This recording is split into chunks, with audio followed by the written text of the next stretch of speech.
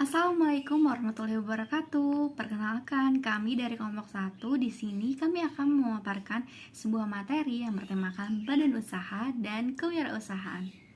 Pertama-tama, kita akan bahas tentang badan usaha. Apa itu badan usaha? Badan usaha adalah suatu badan yang bertujuan untuk mendapatkan keuntungan menggunakan modal dan tenaga kerja yang dimiliki dengan memperhatikan hukum yang ada, teknis, dan prinsip ekonomis. Tadi Nail sudah menjelaskan tentang apa itu badan usaha. Tetapi apa sih tujuan dan fungsi sebuah badan usaha? Tujuan badan usaha itu untuk mencari laba ataupun keuntungan dengan cara memberikan pelayanan terhadap masyarakat. Fungsi badan usaha ada 3. Yang pertama, fungsi komersial. Yang kedua, fungsi sosial. Dan yang ketiga, fungsi dalam perekonomian. Fungsi komersial dibagi menjadi 2, ada fungsi manajerial dan fungsi operasional. Fungsi manajerial itu fungsi manajemen operasional badan usaha secara keseluruhan agar bisa mencapai tujuan tertentu didirikannya badan usaha. Kalau fungsi operasional melibatkan cara badan usaha tersebut untuk mendapatkan keuntungan. Fungsi sosial badan usaha berhubungan dengan manfaat suatu badan usaha secara langsung atau tidak langsung terhadap kehidupan masyarakat. Fungsi dalam perekonomian dapat membantu meningkatkan pertumbuhan ekonomi nasional dengan meningkatnya kemajuan suatu badan usaha, maka kesempatan kerja semakin terbuka lebar. Ada 5 jenis variasi badan usaha. Ada perusahaan perorangan, kemitraan, korporasi, usaha kecil, dan franchising.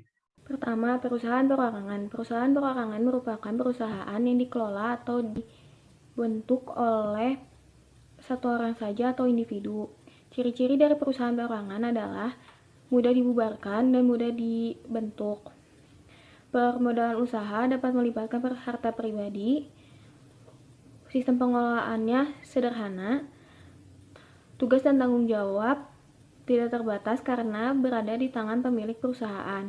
Perusahaan perorangan juga memiliki kelebihan dan kekurangan. Kelebihannya adalah keuntungan perusahaan berada di tangan pemilik perusahaan. Keputusan dan kebijakan perusahaan berada di tangan pemilik perusahaan. Biaya operasionalnya relatif murah. Tidak banyak peraturan yang mengikat. Sedangkan kekurangannya adalah tanggung jawab perusahaan berada di tangan pemilik perusahaan. Karyawannya sulit mendapatkan jenjang karir. Manajemen perusahaannya sulit. Harta pribadi dilibatkan dalam permodalan usaha. Gimana sih sebuah perusahaan perseorangan bisa terbentuk? Jadi, syarat berdirinya sebuah perusahaan perseorangan yang pertama, sebagai entrepreneur, kita harus mempunyai modal yang benar-benar sesuai, bahkan pemilik harus mempertimbangkan tabungan pribadi, baik itu pinjaman teman, keluarga, ataupun pinjaman bank, dan lain sebagainya. Yang kedua, pembukuan. Dalam hal ini, sebuah pemilik perusahaan perseorangan harus menyusun pembukuan dan mencantumkan beberapa poin yang ada di bawah ini. Yang pertama, keadaan dari kekayaan perusahaan, perjanjian kerja, kebutuhan perusahaan, korespondensi, dokumen, surat yang akan masuk serta keluar, laporan setiap periode baik itu setiap tahun, kuartal, ataupun bulan. Yang terakhir adalah arsip. Syarat yang terakhir itu adalah pembayaran pajak. Ini juga harus diperhatikan dan di sini ada jenis-jenis pajak yang harus dibayarkan pada negara. Yang pertama itu ada pajak untuk pertambahan nilai jasa dan barang. Yang kedua ada pajak penghasilan. Yang ketiga ada pajak penjualan dari barang mewah. Dan yang terakhir pajak bangunan dan bumi. Selain itu, ada juga prosedur untuk mendirikan perusahaan perseorangan. Yang pertama, itu ada perjanjian terhadap sewa tempat. Yang kedua, ada izin dalam mendirikan bangunan. Yang ketiga, ada tanda daftar dari perusahaan. Lalu selanjutnya ada surat izin untuk usaha perdagangan atau yang biasa kita sebut SIUP. Lalu ada NPWP atau nomor pokok wajib pajak. Yang terakhir ada izin gangguan. Kita akan bahas tentang jenis kedua badan usaha, yaitu kemitraan. Kemitraan atau partnership adalah bentuk kerjasama bisnis dari dua pihak atau lebih yang diatur dalam suatu kontrak yang dibuat dan disepakati bersama. Ciri-ciri kemitraan adalah sebagai berikut. Pertama, kontrak. Dalam suatu kemitraan, harus ada kontrak yang mengatur perjanjian hukum. Dua, kewajiban tidak terbatas. Setiap mitra berkewajiban untuk membayar hutangnya, apapun jaminannya, termasuk menggunakan harta pribadi. Ketiga, kontinuitas. Jika sebuah kemitraan dibubarkan karena kondisi yang tidak bisa diprediksi, seperti kematian dan pensiun, maka mitra-mitra lain yang tersisa wajib membuat kemitraan baru. 4. Agen reksa. Dalam proses perjalanan suatu kemitraan, prosesnya diawasi oleh satu mitra yang mengatasnamakan mitra-mitra lainnya. Kemitraan punya 3 jenis, yaitu yang pertama mitra umum atau general partner.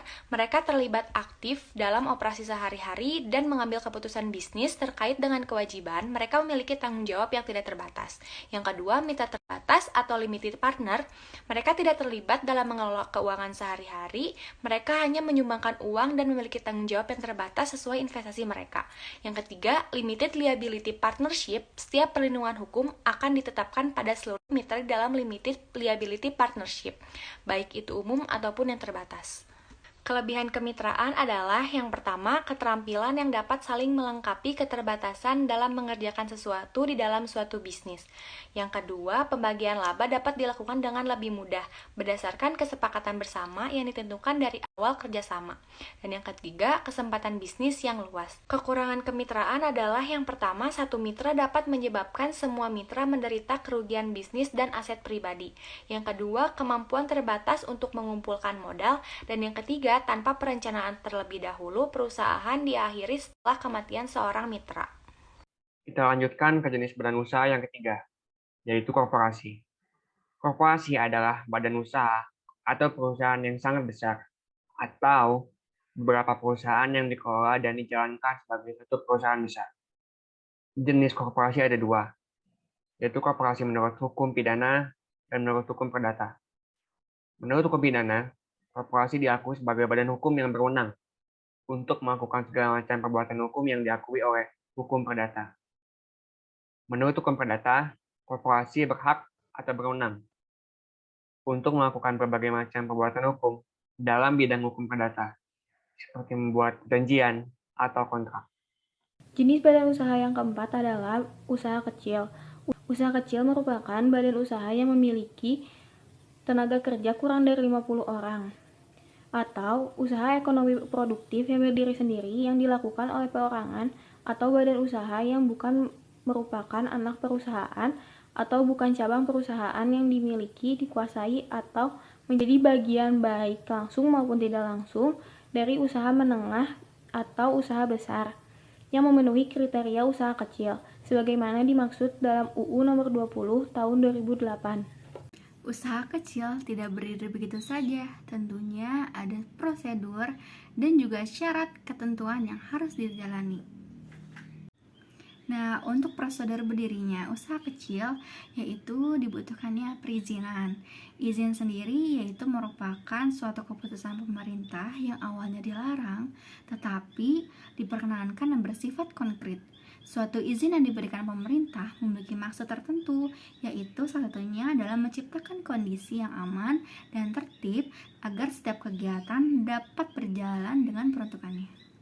Sebuah UMKM atau usaha mikro kecil dan menengah harus memiliki surat legalitas usaha dalam bentuk surat izin usaha, tanda bukti pendaftaran, atau juga tanda bukti pendataan. Adapun penjelasan singkat mengenai legalitas usaha, yaitu yang pertama ada surat izin usaha diberlakukan bagi usaha kecil dan perorangan, usaha menengah, dan usaha mikro atau usaha kecil perorangan apabila berkaitan dengan kriteria kesehatan, moral, kebudayaan, lingkungan hidup, pertahanan, dan keamanan nasional, serta kepentingan nasional lainnya.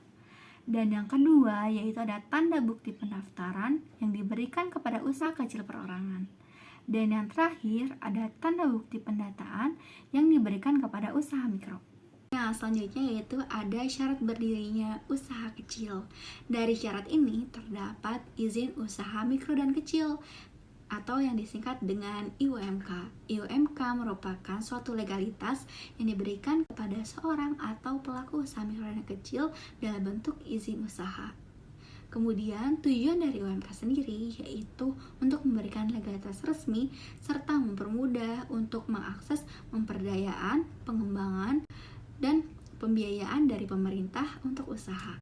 Selanjutnya yaitu ada syarat-syarat yang digunakan untuk memperoleh IUMK. Yang pertama yaitu ada surat pengantar dari ketua RT dan ketua RW. Lalu berikutnya ada kartu keluarga dan kartu tanda penduduk. Setelah itu pas foto berukuran 4x6 cm sebanyak 2 lembar. Lalu mengisi formulir permohonan di kecamatan. Dan yang terakhir, kecamatan akan memverifikasi berkas yang diberikan. Lalu ada kriteria yang harus dimiliki untuk usaha kecil. Yang pertama yaitu milik negara Indonesia. Yang kedua, berdiri sendiri, bukan merupakan anak perusahaan atau cabang perusahaan yang dikuasai atau berafiliasi baik langsung maupun tidak langsung dengan usaha menengah atau usaha besar. Dan yang terakhir, berbentuk usaha perorangan, badan usaha yang tidak berbadan hukum atau yang berbadan hukum termasuk koperasi. Ciri-ciri usaha kecil yaitu kegiatan atau jenis usaha yang dilakukan oleh usaha kecil pada umumnya bersifat informal. Jenis komoditi atau barang yang ada pada usahanya tidak tetap atau bisa berganti sewaktu-waktu. Tempat menjalankan usahanya bisa berpindah sewaktu-waktu. Jenis badan usaha yang kelima adalah waralaba, atau disebut juga sebagai franchisee.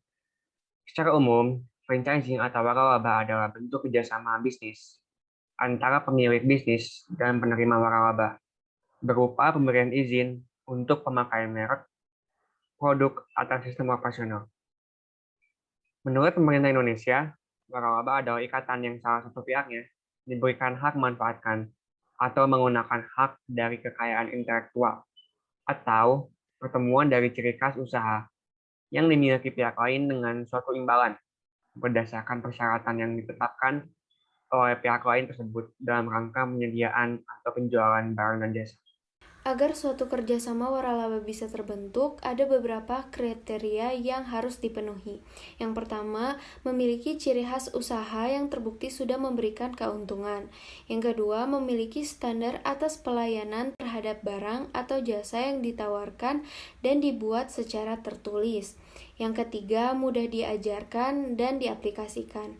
Yang keempat, adanya dukungan yang berkesinambungan. Lalu yang kelima, hak kekayaan intelektual atau HKI yang telah terdaftar. Ada dua pihak pembentuk waralaba, yaitu franchisor dan franchisee. Franchisor atau bisa disebut pemilik bisnis adalah pihak yang memberikan hak penjualan kepada pihak lain, bisa berupa badan usaha atau perseorangan. Franchisee atau pemberi franchise adalah pihak yang menerima hak untuk menjalankan bisnis dari franchisor. Jenis waralaba ada dua, yaitu waralaba luar negeri dan dalam negeri. Dalam waralaba luar negeri, pihak pemberi hak penjualan yang berasal dari negara lain. Pihak penerima hak penjualan biasanya adalah perusahaan besar karena sudah bisa menjangkau ke negara-negara lain.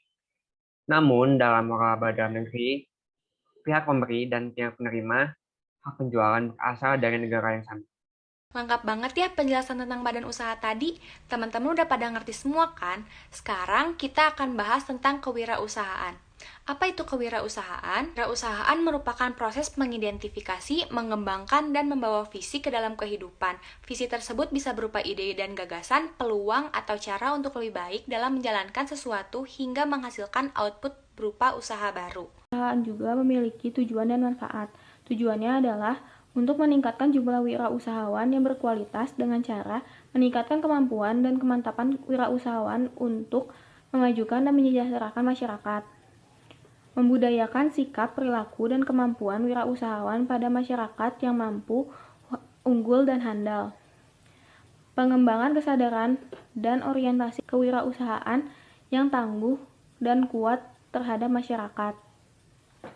Manfaatnya adalah sebagai generator pembangun yang dapat menjadi contoh bagi masyarakat, dapat membantu orang lain dan pembangunan sosial sesuai dengan kemampuan yang dimilikinya, menambah kesempatan kerja dan mengurangi pengangguran, dan memberikan edukasi kepada masyarakat agar hidup lebih efisien dan tidak boros. Ada 4 jenis kewirausahaan. Yang pertama, innovating, yang kedua, imitative, yang ketiga, Fabian, dan yang keempat, drone. Innovating entrepreneurship merupakan kewirausahaan yang bereksperimen secara aktif terampil mempraktekkan transformasi atraktif. Imitative entrepreneurship merupakan suatu usaha yang dilakukan dalam berbisnis dengan meniru atau bukan menciptakan inovasi sendiri untuk diterapkan ke dalam bisnis yang dimilikinya. Selanjutnya ada Fabian entrepreneurship. Itu merupakan sikap yang teramat berhati-hati dan sikap skeptikal yang segera melaksanakan peniruan-peniruan menjadi sangat jelas. Apabila mereka tidak melakukan hal tersebut, mereka akan kehilangan posisi relatif pada industri yang bersangkutan. Yang terakhir ada drone entrepreneurship. Itu merupakan penolakan untuk memanfaatkan peluang-peluang untuk melaksanakan perubahan-perubahan dalam rumus produksi sekalipun hal tersebut akan mengakibatkan mereka merugi dibandingkan dengan produsen lain. Lalu ada ciri-ciri kewirausahaan. Yang pertama itu percaya diri, keyakinan, ketidaktergantungan, dan optimisme. Yang kedua, berorientasi pada tugas dan hasil kebutuhan untuk berprestasi, ketekunan dan ketabahan, tekad kerja keras, dan inisiatif. Yang ketiga, kemampuan untuk mengambil resiko. Lalu yang terakhir, berperilaku sebagai pemimpin, bergaul dengan orang lain, menanggapi saran-saran dan kritik. Sekian presentasi dari kami. Terima kasih telah menyimak. Mohon maaf bila ada kesalahan atau ketidaksempurnaan. Semoga bisa bermanfaat bagi teman-teman semua. Wassalamualaikum warahmatullahi wabarakatuh.